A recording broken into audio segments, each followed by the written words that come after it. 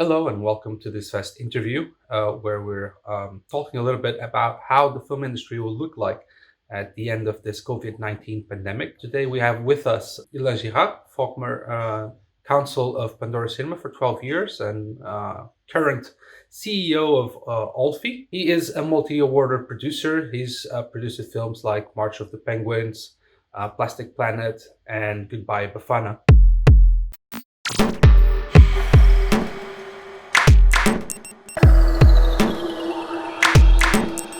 Hello, Ilann. How are you? Hello, how are you doing? Ilan, as we know, with COVID 19, we're here for the long haul. How do you think the film industry will look like at the end of this pandemic? Well, I think you have to look at two different aspects. The production aspect, how we should film or TV series, and the exploitation aspect. Of course, they are linked. But in terms of exploitation aspect, we shouldn't forget that there's been this huge change, happening without the COVID, which is the rise of the streaming platform and how they have disrupted, the industry. This year, especially, is a very specific year with many different platforms, coming to Europe. In terms of production, frankly, I don't really see how we can proceed differently. In the long run, I don't think we can have team wearing masks and canteen being closed down, etc., etc. So I think we can only hope for something to happen in terms of vaccine or maybe the virus going away so that we can resume normal production activities. In terms of distribution, I think that a lot of things are going to change, not only because of the situation that lead the authority to close down festival, cinema, all the cultural activities basically. But they've been an acceleration of all the online activities, the change probably of viewing habits or an acceleration of those change. I think we may come up with some new ideas. They might be, a new era starting. Because we're going to see this consolidation of these streaming platforms. What we might expect at the end of this, with the streaming services being so powerful, do you see that this could be good or bad? I think the integration has happened, already before the COVID. The new model of production of some of the streaming platform, which is an expansion of the studio model, with the difference that the distribution channel have changed. And when Netflix finance a film, they finance a film for the 150 or 80 million viewers. I believe that what is really happening today, that the viewing habits are changing. Television, has proven that they have a certain television as linear TV has a certain role, okay, especially in education. That's an interesting finding. But I think that the consumption is going to change, and there will be definitely an acceleration. And even the way we use images is going to change. In the classroom, for example, as more and more online, education available, and a lot of those new way of consuming, knowledge, entertainment is going to stay. How about the financing for the next few months? Because apparently the virus is still going to live with us at least for 12 months. I think it really depends on what type of production. I think it will be a difficult time for art house. The art house market has been the theatrical mainly and festival when there was a market, and the market is shrinking, was shrinking, but is shrinking. So I think for art house it's going to be a difficult time. For more commercial film, I think there's definitely a need, especially film coming from Europe. There would be a need because there's a huge appetite from the platform, not only in Europe, in the Western world, but also in Asia. And because production has stopped, there will be a big appetite for more content. And the same would apply, of course, for TV programs and TV series. So the question is, in terms of financing, the real problem is that the coronavirus had an impact on the funders themselves. Broadcaster are suffering, okay, And the only one who have benefited from this crisis are the streamers, with a rise in the numbers of subscription for Netflix, but Disney Plus did very well, and I think that HBO is also going to be very strong. And this in a context of competition between those streamers. And we're talking about American streamers. We're not talking about European streamers. And of course, those companies have a market valuation which is very high, while other businesses are going to suffer in terms of market valuation. For the other financiers, like the sales agent, it's going to be a difficult time because they are selling to distributors, and the distributor rely a lot on the theatrical exploitation, and the theatrical exploitation is going to suffer even for commercial film, because of restriction in how many people can attend the cinema, and also because of the attitude of the audience. First, they would have maybe embraced new viewing habits at home, and secondary, they might be afraid of coming to a theater for some time. So there will be a psychological barriers for those audiences. Private equity, let's say that they have an opportunity. If the market rebound for certain type of product, I think there's some opportunities. For the third pillar, financing the public funding, soft money, and then there will be probably in the next 12 months some big change because the production incentive and the competition for in-world production, might be challenged by the situation, by the regulation, also about what each country has to offer. Because, for example, a film commission right now might have their work cut out for them in a way. It's not uncommon for a production to go and shoot in, for example, Romania because of the tax incentive. Do you think that these tax incentives will be way less used in the coming months? And how do you think that after this is over, what's going to happen? Will they compete strongly between them, or do you think a few of them will stop doing it, what they're doing right now? There's several aspects. Number one is transportation. Cheap flight might not be available anymore. Number two is the willingness of actors to travel, and of course all the insurance problem that comes with their safety. And last but not least, I think it's what each country has to offer. If you take France, for example, we are under-equipped in terms of studio. If shooting outside gets more complicated, can it still be an option? I've read that the new Mission Impossible was due to shoot in Italy this summer. They have not yet made a decision, but they might be considering scrapping Italy, from the shoot. And that's also one of the big issue is that what will be the cost, the added cost for the production. You mentioned insurance, Mhm. even when quite a few people were not aware of how serious the situation was. Insurance companies in January were already asking quite high premiums to secure productions. And now it's been talked that the insurances for film productions will not cover COVID-19. So that's going to make shooting a film incredibly risky. Don't you agree? I think there's always a technical solution to risk through the insurance, formula, and you can always get the public stakeholder to make it work for the insurer. The thing is that in terms of from a contractual point of view, and as trained as a lawyer, it all depends how the pandemic is treated. For example, in the French insurance contract, you were not covered with the pandemic. Some of the US or UK contract before the crisis, were covering the pandemic. Now it's changing. Okay, there is a way of dealing with that level of risk, and there's already been some adjustment. Even in terms of the risk, and this is not the production aspect, but the risk of financing the film in France, but also in other countries. The public stakeholder have raised a guarantee, on the loan that the bank are doing. The cost for the public stakeholder is not so big because normally those risks, should be handled. I think one of the biggest risks is probably the risk of the employer's risk, because having a release sign, can work in some cases, but might not always work. And some people don't want to sign a release. The risk of having the production, provided you can organize and you can pay for all those extra costs, I think that can be managed.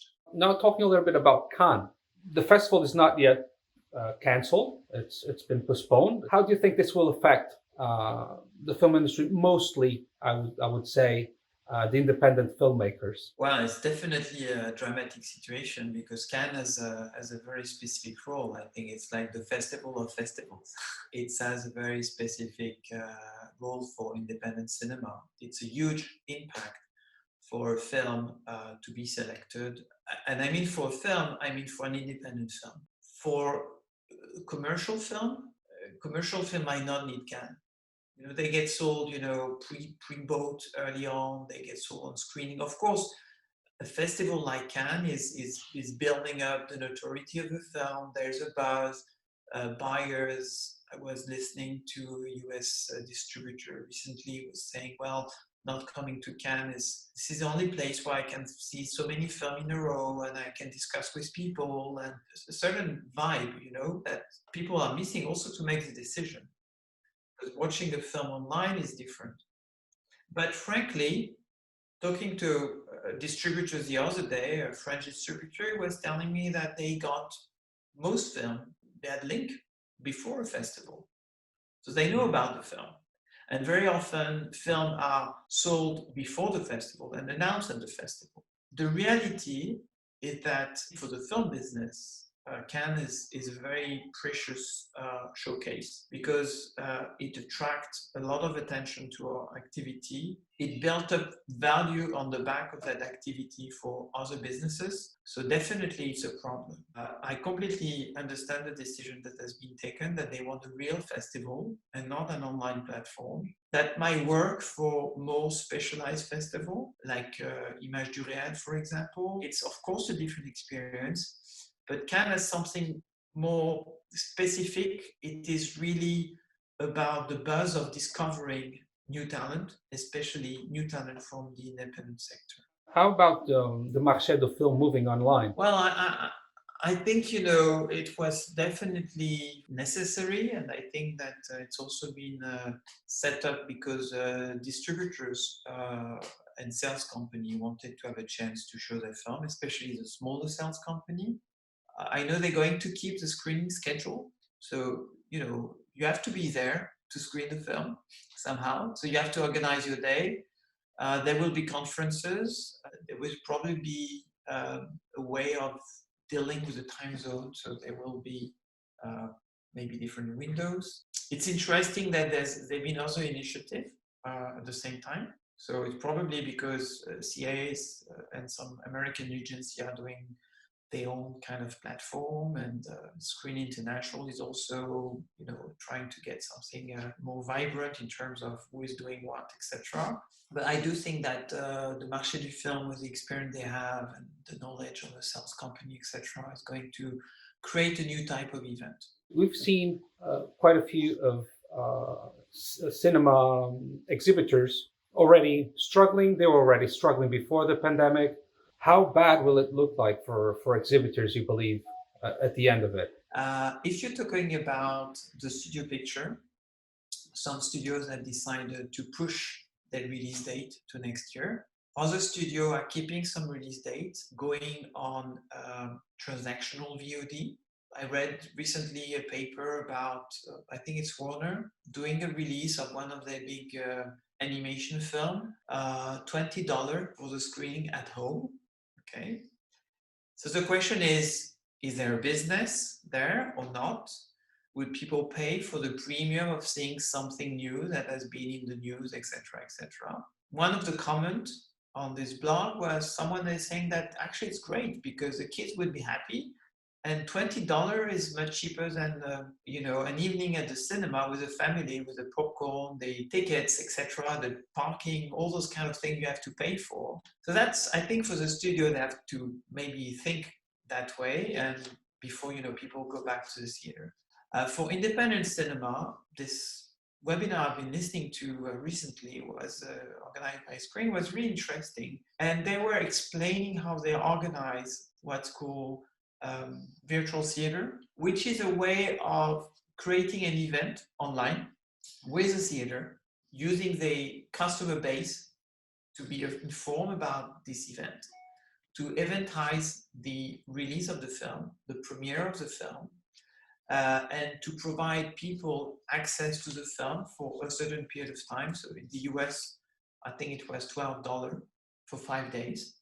You can screen the film. It's not, it's not TVOD, it's not SVOD, it's something else. And what was really interesting that a lot of independent theater were really willing to participate. When they would not book the film for their theater, the physical theater, they were happy to share their customer base and to keep the conversation with the customer base. So I think there would be, and I have to say that modern film in the UK has been the forefront of that kind of event cinema. I mean, also I'm working, Cousin has done that. I'm working, one of my films is with a company called Dog Roof. Event cinema has been becoming really a big thing in the UK. It's not yet so in France, except for opera. But you can imagine that there will be more and more of these kind of tie-in between a virtual event, a physical event, and maybe there will be a new way of building up, your audience. And I think maybe what was just, one model is going to become several different models according to the type of film, the type of demographic, when the film is screened, how is the conversation with the audience entertained, etc. How do you think people will behave when this is over? Well, I think it really depends on the country and how cinema is consumed. I mean, I think in big cities like Paris, people really want to go to the cinema. In other places, I think that at the end of the day, the streamers will have more viewer. Maybe for certain type of audience that that is interested in art house cinema, the theater will be the place to enjoy with other people new film. And how about content? What do you think people, predictably, people will not want to see films about great catastrophes and the end of the world. What do you think people will look for? Unfortunately, I think that we're going to go through a crisis. The question is whether people will want to see drama or they just want to be entertained. I think that my feeling is that they want to be surprised. They need to be something very specific. Probably there's some new ideas, social models that are going to spur from that crisis, and people would probably want to see those ideas, on screen. But I think entertainment will be key, and it is a very interesting initiative that a Spanish company, Morena Film, I think, has done with a Diary of the Quarantine, a TV series shot now on iPhone with actors locked in their place. And it's a big hit in Spain. They've already sold, remake rights in many different countries. And so you will have probably new content. Do you think that there will be also new formats, a bigger consolidation on the series and miniseries? I don't know. I think that I think it's a bit too early to tell. Somehow, there will be a lot of new initiatives. I don't think we just go back to where we were. I think that even people will have changed. The audience will have changed, and the audience of independent cinema will have changed too. I don't have any more questions, Ilann. Do you have anything that you want to add? Yeah, I have to say that I am, quite impressed how quickly public stakeholders have been able to react. But in our industry, I was going through the list that has been put together by the European Observatory of Audiovisual of all the different initiatives that have been taken. We're quite fortunate in Europe that there's so many things, being done for citizens, but also for the film community. In the word crisis, I think it's in Greek, there's a notion of opportunities. And I think we should also think about that and try to reinvent ourselves. Thank you very much for your time. Thank you, Felipe. Bye-bye. Okay, bye-bye.